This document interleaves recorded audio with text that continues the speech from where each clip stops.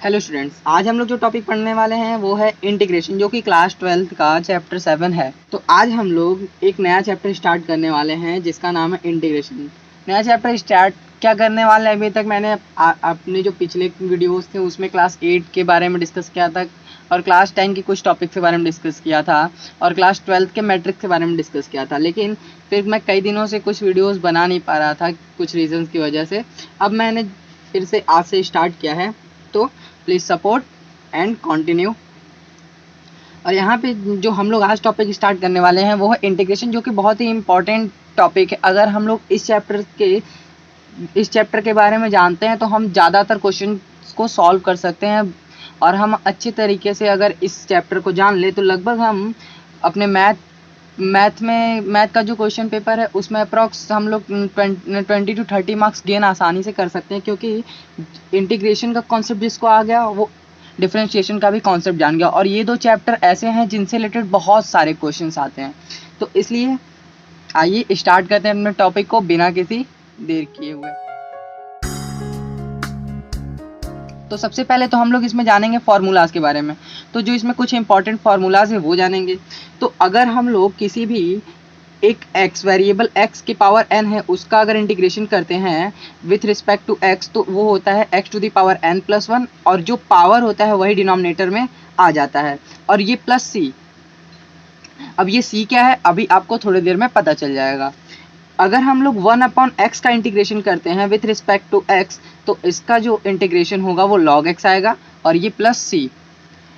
e to the power x का अगर हम इंटीग्रेशन करते हैं विथ रिस्पेक्ट टू x तो हमारा जो इंटीग्रेशन आएगा वो होगा e to the power x plus c। a to the power x का इंटीग्रेशन करने पे a to the power x upon log a, ये जो a बेस है उसी का log आ गया यहाँ पे, और इस log का बेस e होगा। साइन x का इंटीग्रेशन करने पे हमें माइनस कॉस x मिलता है, कॉस x का इंटीग्रेशन करने पे हमें साइन x मिलता है। सेक स्क्वायर एक्स का अगर हम लोग इंटीग्रेशन करते हैं तो हमें टेन एक्स मिलता है, कोसेक स्क्वायर एक्स का इंटीग्रेशन करते हैं तो कॉट एक्स मिलता है। Sec x into tan x का अगर हम इंटीग्रेशन करते हैं विथ रिस्पेक्ट टू एक्स तो हमें सेक एक्स मिलता है। Cosec x into cot x का इंटीग्रेशन करते हैं तो हमें माइनस कॉसेक एक्स मिलता है। तो सबसे पहली बात कि ये जो ट्रिग्नोमेट्रीज वाले टर्म्स हैं इन्हें याद कैसे किया जाए, तो सबसे ईजी है कि देखिए यहाँ पे जो साइन वाले टर्म्स है जैसे साइन हो गया, कॉसेक हो गया, या यहाँ पे कोसेक, ये जहाँ जहाँ पे साइन और कोसेक ये दोनों टर्म्स आएंगे तो वहाँ पे हमें इंटीग्रेशन करने पे जो रिजल्ट मिलेगा वो नेगेटिव आएगा। और अब नोटिस करने के साइन एक्स का अपोजिट क्या होता है कॉस एक्स, कॉस का साइन, सेक स्क्वायर एक्स का टेन एक्स और कॉसेक स्क्वायर एक्स का cot x. Sec x into tan x है तो ये सेक एक्स यहाँ पे चला आया, और cosec x into cot x है तो यहाँ पे कॉसेक एक्स आएगा, और क्योंकि ये साइन से रिलेटेड है इसलिए यहाँ पे क्या होगा नेगेटिव आ जाएगा। आगे चलते हैं तो आगे जो हमारा फॉर्मूला है वो है फॉर्मूला नंबर 11। अगर हम इंटीग्रेशन करते हैं 1/√1 माइनस एक्स स्क्वायर का तो हमें रिजल्ट मिलता है साइन इनवर्स एक्स, या फिर इस अगर दूसरा रिजल्ट देखना चाहे तो मिलता है माइनस कॉस इनवर्स एक्स। अब ये दोनों ही रिजल्ट बड़े इंपॉर्टेंट हैं क्योंकि हमें कभी कभी क्वेश्चन में यूज़ करना पड़ेगा साइन इनवर्स एक्स का, कभी यूज़ करना पड़ेगा माइनस कॉस इनवर्स एक्स का। तो हमें दोनों ही चीज़ों को बिल्कुल अच्छे तरीके से याद कर लेनी है, और ये फॉर्मूले याद करना बहुत ही ज़रूरी है क्योंकि इन फॉर्मूले के बिना आपको इंटीग्रेशन नहीं आ सकता।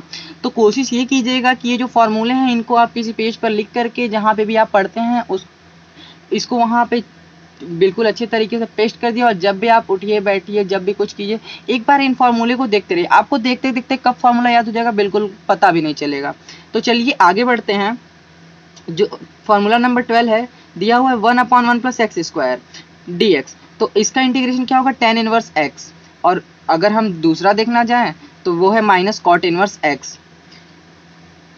अब जो फॉर्मूला नंबर 13 है 1/x √x square minus 1 dx, अगर हम लोग इसका इंटीग्रेशन करेंगे तो मिलेगा सेक इनवर्स x, और इसका जो दूसरा टर्म है वो क्या है कोसेक इनवर्स x। और अभी तक आपने यहाँ पे सारे फॉर्मूलेज में देखे कि plus C plus C plus C plus C था, तो ये प्लस सी है क्या, तो in all level formula C is integration constant.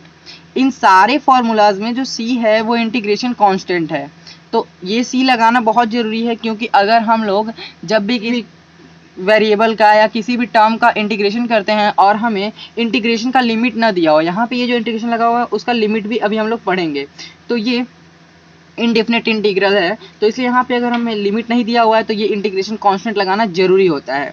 और जैसे ही यहाँ पे ये लिमिट हम लोग पुट करते हैं तो ये इंटीग्रेशन कांस्टेंट जो c है वो रिमूव हो जाता है।